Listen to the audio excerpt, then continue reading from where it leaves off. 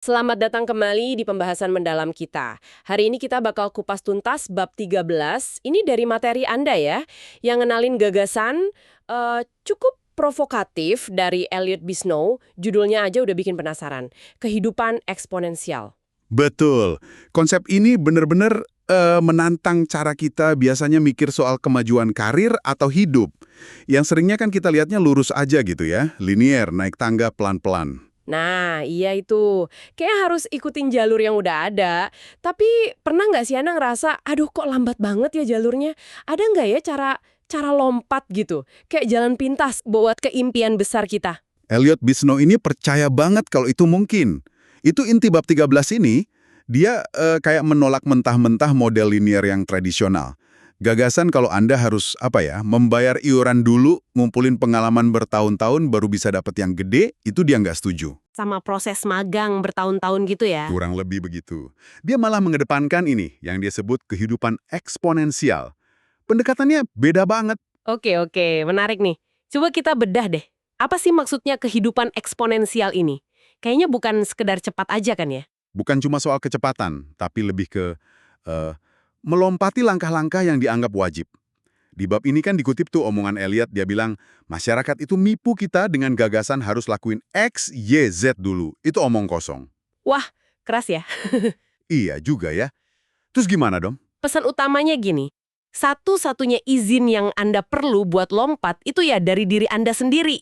Nggak usah nunggu orang lain ngasih lampu hijau. Jadi kontras banget ya sama jalur biasa. Jalur linear itu kan kesannya aman, pelan, tapi pasti gitu. Persis. Kehidupan linear itu kemajuan bertahap, lebih aman, lebih bisa diprediksi lah. Nah, kehidupan eksponensial ini soal berani ambil lompatan gede. Seringnya malah tanpa jaring pengaman yang jelas. Ini jelas bukan buat semua orang ya. Risikonya tinggi. Tapi ya ini cara pikir orang kayak Elliot. Ada contoh bagus banget di bab ini soal Elliot pas diminta sama Yossi Sergan. Itu kan orang dari tim kampanyenya Obama yang Hope itu ya. Iya betul. Diminta bikin acara buat wirausahawan muda di Gedung Putih. Gila nggak tuh? Dan si Elliot ini langsung bilang, ya. Padahal dia ngaku sendiri nggak tahu gimana caranya nanti. Itu gimana ceritanya, nekat atau gimana? Hahaha, mungkin campuran ya, antara nekat dan keyakinan diri yang tinggi, tapi momen itu benar-benar nunjukin inti kehidupan eksponensial. Bilang ya ke peluang super besar sebelum Anda ngerasa siap 100%. Kuncinya di keyakinan kalau, nanti juga ketemu caranya sambil jalan. Jadi manfaatin momentum gitu ya, bukan nunggu giliran atau nunggu siap dulu. Tepat. Itu dia. Kesiapan itu seringnya cuma ilusi kok. Justru tindakan nekat bilang ya, itu yang akhirnya bikin kita jadi mampu. Selain cerita Gedung Putih itu ada lagi kan ya contohnya, yang dia kayak backpacking di Hamptons itu. Ya, itu juga menarik. Dia ketemu eksekutif Goldman Sachs di sana. Nah, tapi dia nggak dapat duit sponsor kan dari situ? Nggak dapat. Tapi dia dapat sesuatu yang mungkin lebih berharga saat itu. Dia dapat kredibilitas pinjaman atau borrowed credibility. Kredibilitas pinjaman, maksudnya gimana tuh? Jadi dia pinter banget. Dia pakai nama besar Goldman Sachs, pasang logo mereka gitu, buat naikin pamor acaranya dia, Summit Series itu. Jadi acaranya kelihatan lebih kredibel, padahal Goldman Sachs nggak ngasih sponsor dana secara formal. Wah, itu cerdik sih, tapi agak main di area abu-abu nggak sih itu? Bisa dibilang gitu. Tapi ya, bab ini ngambarinnya sebagai bagian dari strategi eksponensial dia. Ini nantang banget cara konvensional bangun reputasi, yang biasanya kan pelan-pelan.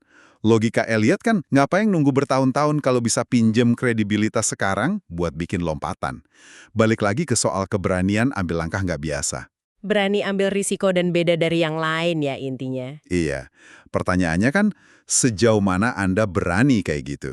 Dan tantangan ini ternyata nggak cuma buat orang lain ya. Si penulis bukunya sendiri, Alex, itu kan juga ngalamin dilema berat. Betul.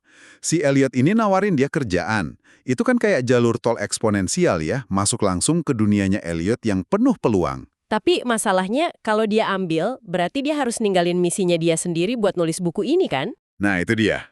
Konfliknya. Menarik banget. Kehidupan eksponensial itu, dengan segala potensinya yang menggiurkan, seringkali datang sepaket sama pilihan sulit, pengorbanan.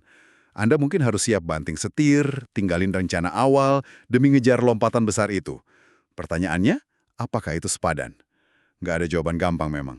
Jadi kalau kita tarik benang merahnya nih dari bab 13, kehidupan eksponensial itu intinya filosofi buat nolak jalur lambat yang udah umum, berani lompatin aturan nggak tertulis. Dan yang paling penting, kayaknya ini ya, ngasih izin ke diri sendiri buat ngejar impian gede itu sekarang juga. Bukan nunggu nanti kalau udah siap. Tepat sekali, udah paling bener itu rangkumannya. Dan ini ngasih kita satu pertanyaan penutup yang kuat banget buat Anda renungkan di rumah. Kalau kata Elliot, satu-satunya izin yang benar-benar Anda butuhin, itu dari diri sendiri. Nah, coba pikirin deh. Izin dari siapa lagi sih yang selama ini tanpa sadar masih Anda tunggu-tunggu?